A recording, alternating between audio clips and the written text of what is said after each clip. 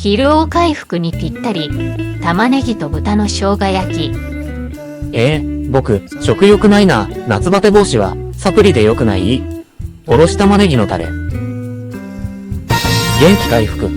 早すぎ。豚肉には疲労回復効果のあるビタミン B1 が豊富。そこに玉ねぎ登場。玉ねぎに含まれるアリシンの働きで、ビタミン B1 が体に吸収されやすくなるんだよ。おろし玉ねぎだれ。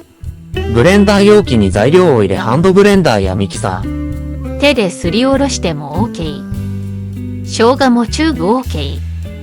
玉ねぎ1/2の1個 100g。生姜薄切り1かけ分。砂糖小さじ1。みりん。酒。醤油角大さじ2。酢小さじ2。酸っぱくなる？酢は隠し味で、加熱後酸味は飛んで味に深みが出ます。豚こま 200g は長ければ適当な長さに切る。肉を炒める。フライパンを温め、サラダ油小さじ1を引き、肉を広げます。火加減は中火。豚こまだからお値段お安め。味も染みやすいから下味もいらないのよ。裏返して同じように焼き、色が変わればタレを加えます。1分程度煮ます。あなたのお家の定番生姜焼きはどんなタイプ？うちは千切り玉ねぎを一緒に炒めるタイプもよく作るのよ。肉を皿に取り出します。タレを煮詰める。タレがとろっとすれば火を止める。皿の豚にタレをかけて出来上がり。玉ねぎのほんのりした甘さがいいね。ご飯が進むわ。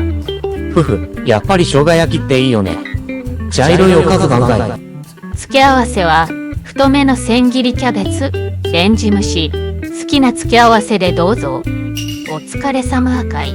ああ、忙しい。今晩はみんなを呼んでお疲れ様会だよ。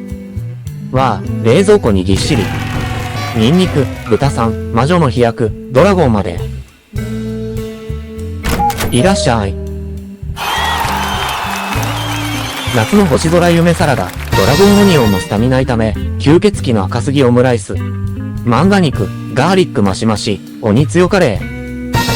ネバネバスライムのスタミナ丼。やっぱり生姜焼きは人気だね。ご飯がなくなりそう。この料理、古の旅人が宿屋の主に伝えたという伝説があってね。かくかくしかじか、それ以降、疲れた旅人を元気づけてきたのよ。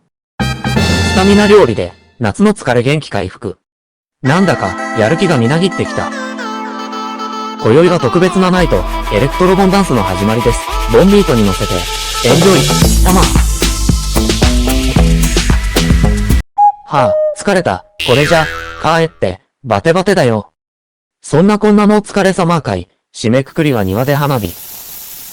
ずっと見ていたいな。大変、蚊が来た。あっち行ってよ。あら、エイトくんのダンス、かっこいい。オリンピックに出られるかも。蚊が追いかけてくる。若者は元気ね。みんなも残りの夏、楽しんでね。それではマジカルキッチンでまたお会いしましょう。